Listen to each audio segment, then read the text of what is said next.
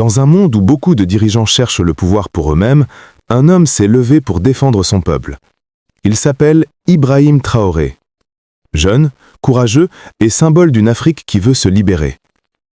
Dans cette vidéo, on va découvrir qui est vraiment Ibrahim Traoré, d'où il vient, pourquoi il est admiré et surtout comment il est devenu le symbole d'une génération qui refuse la soumission. Abonne-toi et reste jusqu'à la fin, car son histoire va te donner une autre vision du courage et du leadership africain. Avant d'être président, Ibrahim Traoré est d'abord un fils du peuple burkinabé. Né en 1988, il a grandi dans un pays marqué par la pauvreté, mais aussi par la dignité et le travail. Enfant, il rêvait de servir son pays. C'est ce qui l'a conduit à s'engager dans l'armée, où il s'est fait remarquer par sa discipline, son intelligence et sa droiture. Ce n'est pas un homme de discours, c'est un homme d'action. En 2022, alors que le Burkina Faso traversait une période difficile, attaques terroristes, corruption, perte de confiance, Ibrahim Traoré a décidé de prendre ses responsabilités. Il a mené un coup d'État non pas pour s'enrichir, mais pour redonner au peuple sa dignité.